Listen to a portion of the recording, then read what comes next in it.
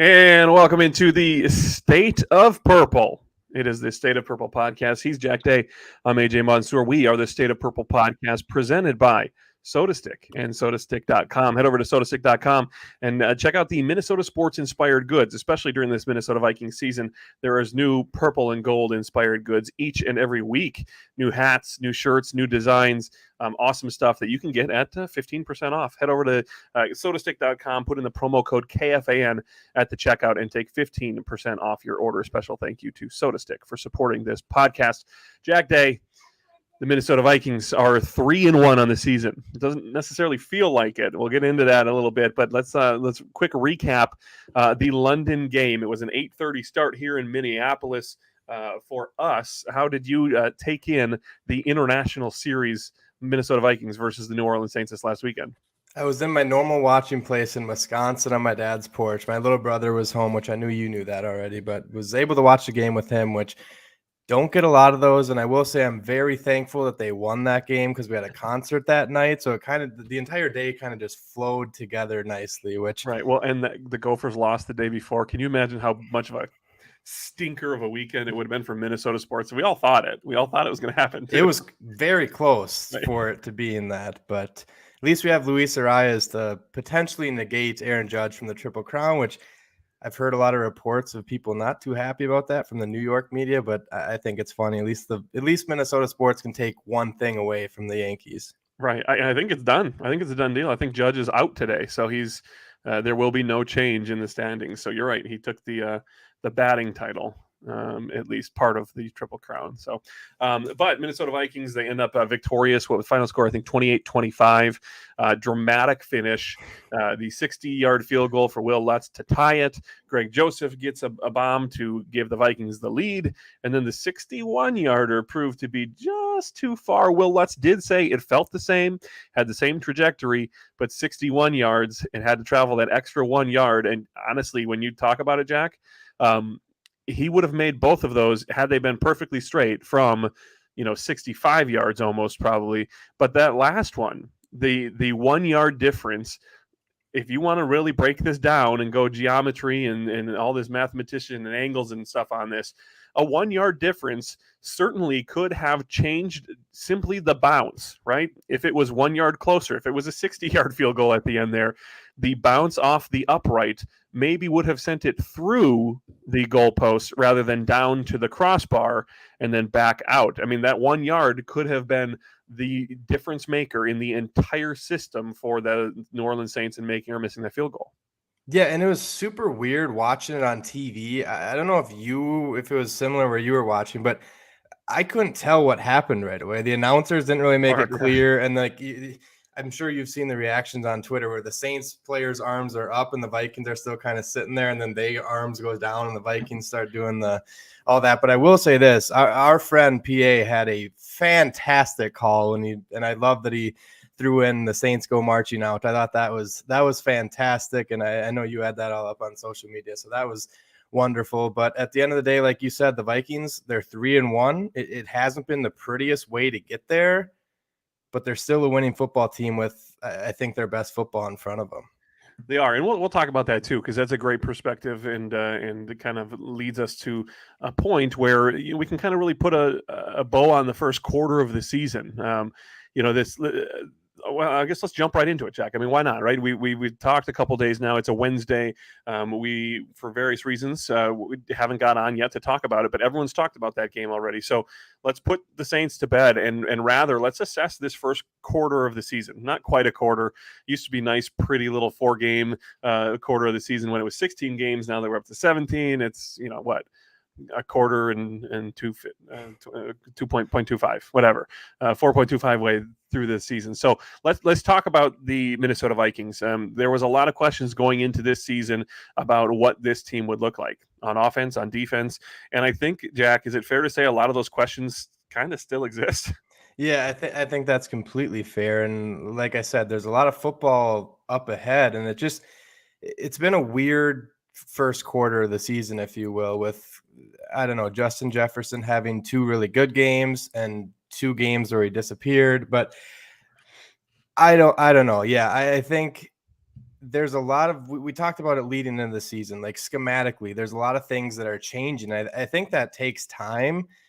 And I think we just have to be, in the state of Minnesota, have to be thankful that the Vikings are 3-1, because with the old regime, we don't need to go into too much detail about the old regime, but these were the type of games that they were losing last year. Mm-hmm. And yes, it hasn't been the prettiest way to get there, but they're finding ways to win these games. They're not the greatest teams they're playing against. We can talk about that when they get down the road and they're playing against teams like the Buffalo Bills, but they're 3-1. The only loss is against the only unbeaten team in the NFL that's currently left over. And I think there's a lot of positives still that are going to kind of unwind themselves as the season progresses. Certainly positives, certainly some negatives. You do make a good point, Jack, with the whole idea that these were the games that the team was losing last year, and whether that's the difference between a mediocre to bad team and a mediocre to good team, that might be the situation. But the silver lining that everyone's kind of highlighting this week is the fact that the Minnesota Vikings, specifically the starters, starters did not play in the preseason. Let's remind everybody of that. The offensive line played just a little bit. Kirk Cousins played none. Justin Jefferson, none. Dalvin Cook, not at all. Danielle Hunter and Zadarius Smith, not at all. A lot of the upper echelon big name players didn't play in the preseason. And every single one of them was walking into a new offense and or a new defense this year. So nobody carried over with this knowledge of what we have done here in the past. It was completely new, and it does take time. We've heard this from Kirk. We heard it from Kevin O'Connell after the game. This is only 4 games into a new offense for Kirk Cousins. Now, fortunately or unfortunately, he's had a lot of experience with that, with a lot of turnover at the offensive coordinator position during his tenure, both with the Redskins and the Vikings. But this is 4 games into a new defensive system and a new offensive system. There are going to be growing pains. There's going to be bumps in the road. If you can make those bumps in the road, if you can learn on the job and still end up winning most of your games and come out of the first 4 3-1 with, people are kind of highlighting the rest of the schedule too. It's not the most difficult schedule in the world. You've gotten through some of your hard games. You've gotten through a Green Bay game. You got through the Philadelphia game. You've gotten through some tough opponents, and you can never take a team for granted in the NFL. But if the schedule plays out the way that it looks, which it never officially always does, but you have this opportunity to learn as you go. And if you come out of this learning period 3-1, it's way better than 2-2 or 1-3. The opposite feel is what we felt all season last year. And you get to a point where you're 6 games into the season and you're just kind of like, well, this is a lost season. That's not the feeling at all so far, Jack. Yeah, it's not. And just going into a couple of the games that we've seen, I think the 2 that we talk about that would have been flipped if we were to rewind time to a year ago, the last 2 that the Vikings have played, Detroit and now the Saints. Just watching the Saints, I'm never going to feel sorry for the New Orleans Saints. I don't have it in me. I'm never going to have it in me. But they lost that game in such a Minnesota Viking fashion that I was like, maybe the new regime is the answer. Maybe that was just the answer that we needed, was a double doink field goal from 61 yards that looked like it was going to be good and then hit both the crossbar and the upright. And I don't know. I think that there's a lot of good things. I think I tend to look at this team from a positive perspective more often than not, but I do agree with you. I think there's a lot of things that need to be shored up throughout the remainder of the season. And I don't know if you want to get started on some of those things right now, or let's dive right in. I mean, what do you like so far from this Minnesota Vikings team? There's a few things. I think Justin Jefferson is the biggest one. I know he kind of disappeared in between the first and the fourth game of the season, but there were reasons for that. He was getting double covered. And I think because of that, we saw it in the London game a little bit more. Adam Thielen was targeted more. KJ Osborne was more of a focal point of the offense. And I think it forced Kevin O'Connell's hand a little bit, because they were week 1, they were able to do whatever they wanted with Justin Jefferson. They could get him open wherever they wanted, whatever aspect of the field they wanted him on.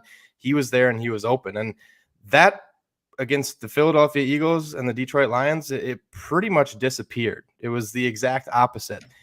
In London, it came back. The one-on-one at the end of the game, that Kirk Cousins throw that he delivered with just a straight shot to Justin Jefferson over Lattimore. Beautiful throw, great route, and it worked out because Justin Jefferson, I think the fan base has a right to be expecting him to make plays like that. And when you look at the stat sheet from the second and third games of the season, I think it's concerning, but I still think he's by far the best player that this roster has. And I think the Vikings are going to continue to find ways to get him open. And I mean, you saw the walk-in rushing touchdown that he had against New Orleans, where there was no one that was even remotely close to being able to make that play. So I'm excited, and that kind of goes with the positive and the negative of the offense. But I don't think we've seen this offense's full potential yet. I don't know if you think that's fair or not to say, but I think there's just, we talked about it all offseason, the weapons that they have. And quite frankly, if you were to tell me how Kirk Cousins performed through the first quarter of the season and said the Vikings were 3-1, I probably would have laughed at you, because Kirk Cousins hasn't been the Kirk Cousins that we're used to seeing. He hasn't been atrocious, but I wouldn't say he's been good. I know, like I said, the throw to Lattimore was good. The dagger to KJ Osborne against the Lions was good. But other than those two plays, it wasn't pretty. I think that we saw some things with Kirk against the Saints where he seemed frantic again in the pocket, and he was missing. He even said this. I think there was like Will Ragetz did an article on this on Sports Illustrated, but there were 3 reads that he completely missed, that if he would have played a little bit more aggressive and held on to the ball just a little bit longer, it was probably touchdowns, and then they wouldn't have had to kick those field goals, and the game wouldn't have felt anywhere near the stress levels that I'm sure the entire state of Minnesota was feeling on Sunday morning. So I think that's one of the biggest positives in my mind, is the team is 3-1, and I still think that the ceiling for this offense is not even close to being reached. Right. And more specifically, they're 3-1. The offense isn't clicking, and the players that we know what they bring to the table, the Justin Jeffersons, the Kirk Cousins, the Adam Thielens, the Dalvin Cooks, have not consistently played up to the level that we expect them to play to. So we know it's not like we're hoping that they can do this. We know that they're capable of it. With maybe the only exception of being Adam Thielen, who every year they talk about whether he's going to be taking a step backwards because he's getting older. Everybody else should be in the prime of their positional career still. Kirk Cousins, you mentioned him kind of struggling. He's got an 84.1 passer rating on the season so far. If that were to stay status quo the rest of the way, that would be his lowest season passer rating as a starter in this league. So he's underperforming. Dalvin Cook underperforming so far. I would even say that Thielen through the first couple of games is underperforming. Jefferson being inconsistent. So I think you can throw Irv Smith into that equation too, because he has some very high expectations, rightfully so, second round. But none of the Irv Smith stuff has been proven, right? True, very true. It's always been a hope and a wish. Kyle gets traded last year or cut last year because Irv was going to step in and fill that role. He got hurt. We never saw it, right? This is hoping that what we saw in college translates to the NFL, and we haven't fully seen it yet. Yeah, I agree completely. And I just think, I don't know, one of the things that I think to make this an even more positive outlook on this offense, I said it last week on the show, get this entire team in front of a jugs machine, please, because it wasn't, I mean, Irv Smith Jr. in Philadelphia, we all know about that, but there were just, and maybe this is just me having like too high of standards for some of the players on this offense, but there was a touchdown that I think we're used to seeing Justin Jefferson come down with that ball. I am not going to sit here and talk about the throw and all that stuff because, yeah, it wasn't a perfect throw, but we're used to seeing Justin Jefferson make those plays. Right. We saw Johnny Munt, the other tight end that has kind of came out of nowhere this season, also dropped, which that was one of the plays where I believe it was Thielen on a corner route was wide open behind him if Kirk would have held onto the ball for a split second longer, but he went for the first down, which should have been a first down, and went right through Munt's hands. So that's been another, I don't want to say bright spot for this offense because it's been kind of hard to watch, but you got to think that at the end of the day, these guys are going to figure out how to start catching the football like we're used to seeing them do. Let's turn our attention, and they're going to comment in the chat right now. Too Evil to Hope, who's watching on YouTube, brought up Garrett Bradbury. Expand that a little bit to the entirety of the offensive line. There were some struggles for Bradbury, specifically this last game, got the team in some weird positions. But I would say, and Jack, you tell me if I'm wrong here, all in all, I've been pretty impressed with the offensive line. They've been able to give Kirk some time to sit back in the pocket, go through some reads. Kirk hasn't exactly taken advantage of it yet. And even when you look back at, some of the situations with Dalvin Cook, it seems like it's been an underperforming season for Dalvin Cook. It's tough to get the run going.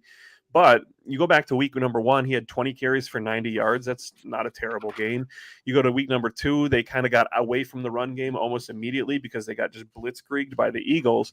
And then you have opportunities where Dalvin gets hurt in week 3. He's not playing healthy in week 4. So even the run game, which has been a big frustration, we'll probably talk about that when we talk about some of the negatives of this team.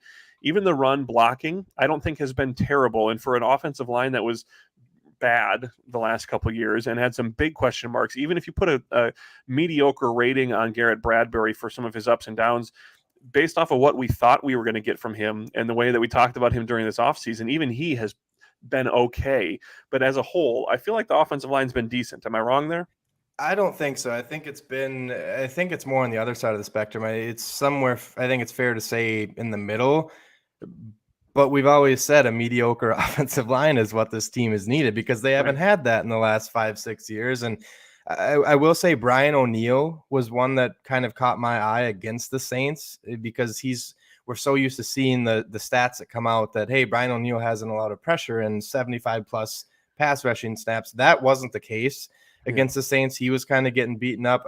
Christian Darrisaw, it's safe to say he's taken that year 2 leap. He's been impressive. And the interior it's a weird one to grade. I think PFF still actually has Garrett Bradbury graded out fairly well through the first 4 games. I don't have the numbers up in front of me, but I want to say I saw something on Twitter this morning that he actually grades better than what you would expect, which again, it's PFF and you can kind of go in and make your own assumptions when you watch the all 22. But I will say, and this kind of relates with what you were saying with Dalvin Cook and the offensive line, it's just felt like with what we were ready for with Kevin O'Connell, we were expecting this high-flying offense and getting the playmakers out in space, and it just hasn't felt like that with Dalvin Cook, along with the interior of that offensive line, because it's felt like they're running into the backs of their offensive linemen rather than getting him outside like we're used to seeing Dalvin Cook flourish. I don't think it's unfair to say that Dalvin Cook isn't a bruising running back. He's always relied on his shiftiness and being out in space. And when you run him in, like I said, in the back of the interior of the offensive line, he's getting 1 to 2 yard gains rather than being out in space and maybe making a couple guys miss. So I do think it's fair to say that the offensive line has been better. I still think there's room for improvement, but all in all, if you were to tell me preseason, if we could go through the first 4 games in the preseason and say, hey, this is how Garrett Bradbury is playing, I think you and I would both be okay with it. We'd be remiss if we didn't mention that the special teams has been doing pretty well this year. Obviously, Greg Joseph, NFC Special Teams Player of the Week this last week. He did miss an extra point, but it was, 5 for 5 on field goals, including what would end up being the game winner down the stretch. So that's been good. Wright has been good in the punting game. Coverage has been all right. No real gaping holes for a team and a fan base that is just used to being worried about special teams. We don't have to worry about that. Now, Jack, I don't know that we could say the same about the defense necessarily. Little inconsistencies here and there. Again, whatever they did against the Packers in week 1 to work well and to put pressure on the quarterback, it's been missing the last couple of weeks. Do you think it's something that's fixable? Do you think it's a schematic thing that they're still feeling out that 3-4 defense and what that looks like for them? Is there any way for any of us who are not on the inside to assess the Vikings defense right now? That's a tough question, but I do think, especially in that Saints game, I believe Zadarius Smith, he played, but I don't think he played as much as he normally would because he was banged up in that game. He got a sack and some pressures. He had a sack, and I think Delvin Tomlinson is actually, I did see this. He's been the highest graded player for that defensive line. He forced the fumble in that game, and the biggest talking point, in my opinion, along this defensive line, and I think it's far too early to hit the panic button on him, but it's been Danielle Hunter. I don't know what the pressure numbers are. I know that he's gone up against some really good right tackles to start through the first 4 games of the season, but good pass rushers go up against good tackles all the time, and the great ones still find ways to get pressures and get sacks. And I want to go back to something that I think you were talking about on the power trip with Ben Lieber, was switching to the 3-4 when a guy like Daniil Hunter plays with leverage, and he seems like he's Right. more comfortable in a 3-point stance. I know he's kind of gone back and forth from a 2-point stance and a 3-point stance, but like I said, I think it's too early to hit the panic button, but it's getting close to that point where I think Vikings fans are like, where is he? I mean, we're so used to watching Daniil Hunter be that 14 and a half, 15 sack guy if he has a healthy season. And even last year when he was healthy last season, he was in there, he was getting pressures, he was getting after the quarterback. And I don't want to just point the fingers at just Daniil Hunter, because it just hasn't felt like it's been good enough or quite good enough up front in terms of getting after the opposing team's quarterback. Well, and some of that might be schematic characteristics as well, right? We've seen teams make changes to counteract that pass rush. Specifically, when you look at the way that the Eagles counteracted it with a mobile quarterback who can move the pocket a little bit. You have obviously a stout offensive line there as well. But the Detroit Lions, Jared Goff, they were getting some pressure on Jared Goff, but he would then just get rid of the ball quick. They would do these slants. They would, run the drags across the middle. And you had the ability then, or the necessity probably, to adjust your defense a little bit and pull that coverage up closer to the line when you talk about the defensive backs, and they weren't doing it. So the mix of, Daniil and Za'Darius were getting some pressure on the quarterback, but they were throwing it right back at them, almost, 2-3 step drops right away to get the ball out of the pocket and hit the wide receivers to avoid that pressure.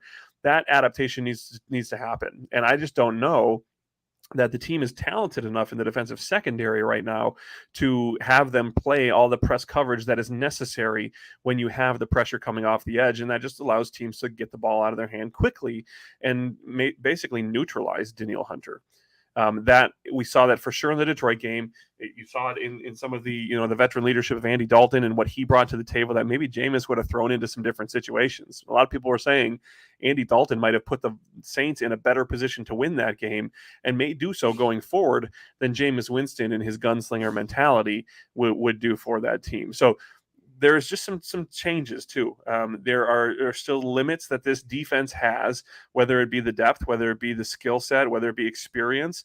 And if one part of the defense can't do exactly what is necessary to negate their portion of the offense coming back at them, it puts the rest of the defense in a hole. And I think we saw that a little bit.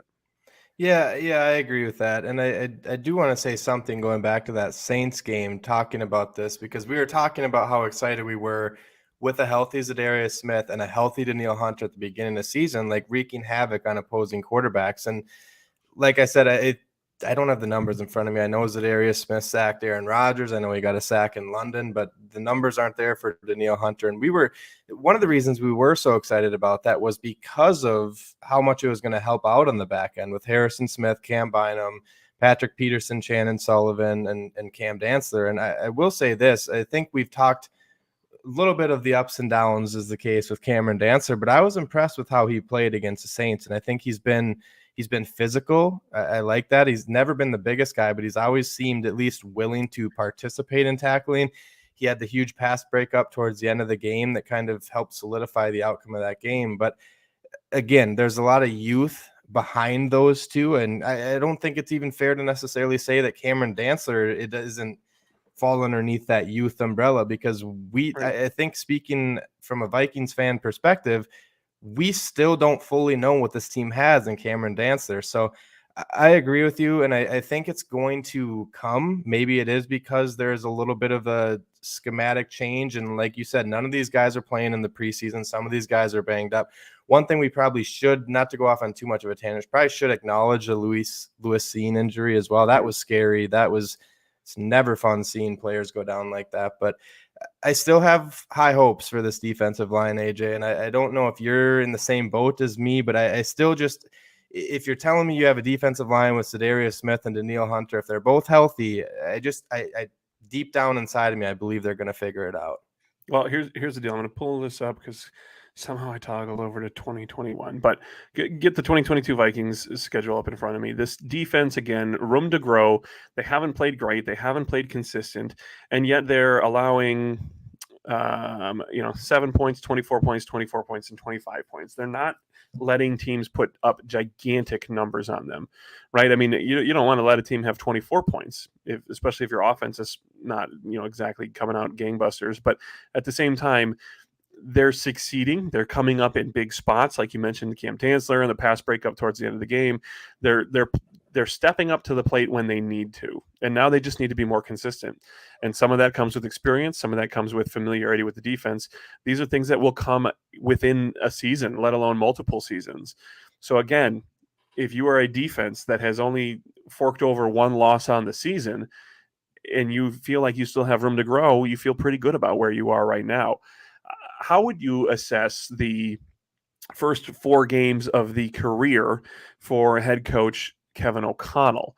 He's calling the offense. He's managing the team. All these things are technically new to him, right?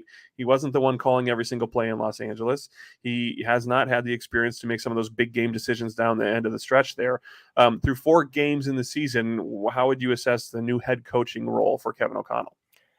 I think I'd say good, but not great. I think that follows along with that 3-1 records, like pretty hand in hand. But there's still some things that need to be cleaned up. I'm trying to remember. I think it was the Lions game, if I'm remembering correctly, and I don't know necessarily, maybe this could be a question we can ask a guest down the line. I don't know whose shoulders this would fall on per se, but there was towards the end, I think, like I said, I think it was the Detroit game. I don't know if it's Kirk Cousins or if it's Kevin O'Connell, but the clock was just falling, and they weren't using a timeout. They had the timeouts to use, and that's similar clock management than what we were used to seeing a year ago. And that's how this Vikings team shot themselves in the foot several times in 2021. And yes, it didn't happen again in that game. They found a way to win that game, but I think it's been good. I've been excited about some of the offensive tendencies we've seen, some of the jet sweeps. I mean, like I said, we just saw him scheme Justin Jefferson into the easiest touchdown he's probably going to have in his career. And I think we're going to start seeing, like we were saying earlier, I think that the pieces he's using on his offense, I think we're going to see them start to gel together more. And then they're going to continue to hit the ground running. And I've been very entertained by the post-game not press conferences, the speeches that he's been giving, the culture that he is building, and everything that he's said coming into the season. I think he's a man of his words. I know, like I said, it hasn't been a perfect season, but he's a new head coach. He's going through some growing pains as well. And I think the perfect way to explain it is he's been good. He hasn't been great. And I think if I had to put a grade on it, I think I'd start him out with like somewhere in like a B range, if that's fair. Yeah, that's definitely fair. And I think I feel what you're saying, where I feel better about the way that he's offensively called the game than I do so far about how he has managed the head coaching responsibilities. And that's okay. That's expected of a coach who has barely had opportunities to be a head coach. So you have that opportunity, then that's going to grow. He's going to learn that along the way. But some of the unconventional play calls, the targets to Johnny Munt that you just don't expect, those are the things that I'm enjoying so far from Kevin O'Connell. And it's been a good thing. So apparently I have an upset 4-year-old on the background. I apologize. He has room to grow too, right? So have grace with that opportunity and that opportunity to grow there too. I'm going to go check to see what's going on in the background here, Jack. If you're able to, tell me a little bit about what you feel so far from Kwesi Adofo-Mensah, maybe a little assessment on the rookie class. We haven't seen a whole lot of them. It's hard to really judge a general manager in their first season, but anything stand out with you and how he's been managing this team? Yeah, I don't think anything necessarily stands out per se. I do think we were both fairly excited about this draft class that the Vikings brought in. And I think that's still, personally, I still feel excited about the state of this draft class. Obviously, you start with Lewis Cine, who got banged up throughout training camp, didn't get to play because of the injuries, didn't get to see a ton of him. And then when he was healthy, when he was healthy, he wasn't out there because they have Cam Bynum out there. And then again, the second round pick that everyone was so excited about, myself included, Andrew Booth Jr. He's been banged up. I don't think he's dressed in a game yet because of the injuries. I can't remember necessarily from that Green Bay Packers game, but Then you get to Brian Asamoah, who's been I wouldn't say difference maker in Asamoah per se, but he's been a valuable asset on special teams. I think this was in the Detroit game where Asamoah was on kickoff and he came down and absolutely smacked the guy on the 15-yard line and got the stadium buzzed up. But I think it's been, like I said, I still have high hopes for the draft class, but it's too much of a gray area right now because of the injuries. I will say that Caleb Evans has stepped in when he's been needed and played okay. We haven't seen enough of him per se to be like, oh, he's the next Deion Sanders at cornerback or anything like that. But I think that it's far too early to tell. I was saying this in the 2021 draft class as well, but excuse me for that. I was wrong on that. It wasn't too early to tell on that one, but we just don't know because of the lack of time that they haven't been able to be on the field for due to injuries and quite frankly, just the veteran presence that are in front of these guys, like a guy like Brian Asamoah. Right. So he hasn't done anything to scare us, to make us concerned. Obviously, it's a long-term vision when you talk about general managers and what they're putting together. Some key veterans that he did bring back, though, the Patrick Peterson is, I don't know where this team would be without a guy like PP on the backside there. So you make some moves there. You have some opportunities. The Johnny Munt situation, bringing in a familiar player for KOC to come in, that seems to have been beneficial for this team so far, with Irv Smith kind of maybe shaking off some of that rust, or just this offense looking to be a 3 tight end offense, right? There's really no feature tight end. Irv gets the main run, but those guys, Ellison and Munt, are getting as many catches back there too. So you have some of those decisions where you can look at and say it's not world shattering, right? You're not going to make any gigantic proclamations based off of this one decision that they made. But when you look back at the end of the tail of the tape for this season, maybe it was very important that they had Patrick Peterson or some of these guys that came in. So that might be how we have to assess Kwesi Adofo-Mensah. Again, 4 games in, not fully fair, but at the same time, the team that he has put together is 3-1. The team that he has put together, the coaching staff he has put together, have not performed to the best of their abilities. There's room to grow. There's still a lot of opportunities to do that, and it might be, take the first step forward against the Chicago Bears this coming weekend, Jack. Before we close out this kind of quarter season assessment here, we will get back together probably on Friday to preview the Bears game and what the Vikings might look like coming off a short week back from London. I guess it's not technically a short week, but you have the big travel at the beginning of it, so it feels weird. And there's all these things that everybody has to say about the international travel and whether you should take the bye or not. But they have the Bears. They have Miami. That might be a different scenario with Tua and his concussion situation. That might look different there too. Any final thoughts real quick as we kind of close the book on the first quarter of the season for this team and our first opportunity to assess the progress? That's what we'll call it, Jack, the progress, because it is a continuing process for this team and this new coach, the quarter season progress for the Minnesota Vikings. Yeah, I think the biggest thing in my eyes moving forward for this team, it's something that hasn't been the case through the first quarter of the season. And take advantage of the momentum that's given to you. They haven't been able to do that. They've been kicking field goals when they've been getting turnovers deep in their opponent's territory, and that's just not something you can do. We always talk about putting the dagger into opposing teams. I'd like to see that. If you get a turnover, take a shot at the end zone. If Kirk throws an interception, then I'll probably be having a different conversation next week about that. But at least you tried. And it was frustrating watching that Saints game with the 5 field goals because there was the Chris Boyd forced fumble on a punt. Delvin Tomlinson forced another fumble on a sack as well, and they were both across the Saints' 50-yard line. I don't exactly know where they were on the field, but those are situations where if you score 2 touchdowns in those 2 situations rather than kick 2 field goals, we're not even talking about this game as in this was a close, scary game. This was a blowout game like it should have been.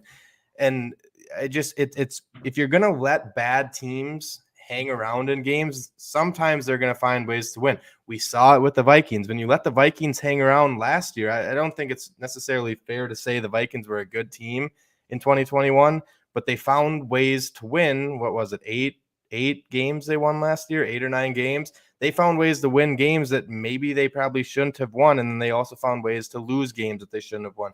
momentum is so critical in the NFL. And I just think the Vikings have to be better at taking advantage of the momentum that they're given, because you're not going to be getting fumble recoveries on your punt team's not going to be recovering fumbles every single game. And that was kind of the biggest thing that stood out to me in London. And I think it's kind of been a recurring theme since that Eagles game, not necessarily the Packers game, because that was more of a lopsided game, but the Eagles game, the Lions game, and the Saints game, there were all situations where you could have put that dagger into them, but they didn't quite get there. Yeah, a field goal might be nice. It's better than not getting any points, but you want to be getting touchdowns, especially when you have Justin Jefferson, Adam Thielen, Kirk Cousins, Delvin Cook. You want to be getting the ball in the end zone. I think this offense is good enough to do that, and I think we're going to see more of that down the road.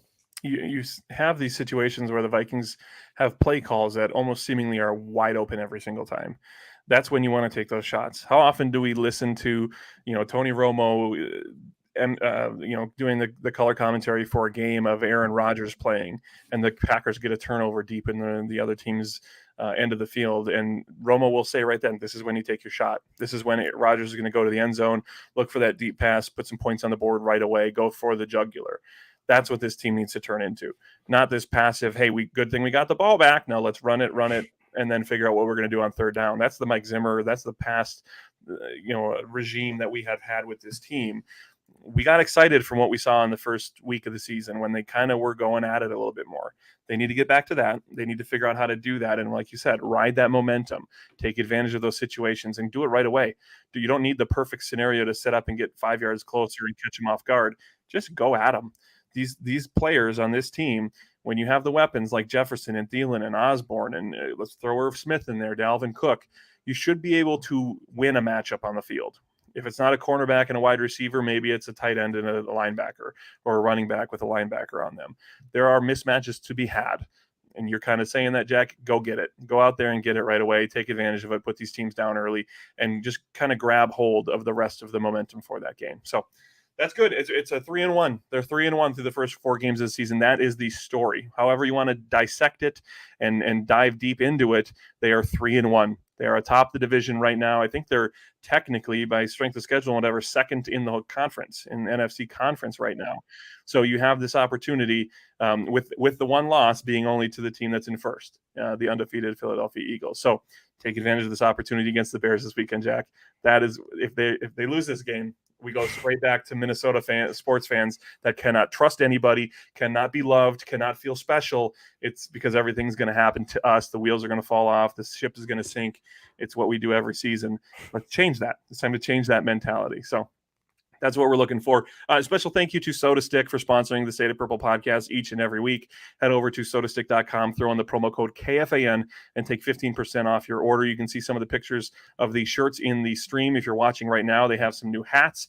They have some new shirts each week for these home games. They're getting some new shirts out there as well. So go check it out, sodastick.com, promo code KFAN, and take 15% off your order.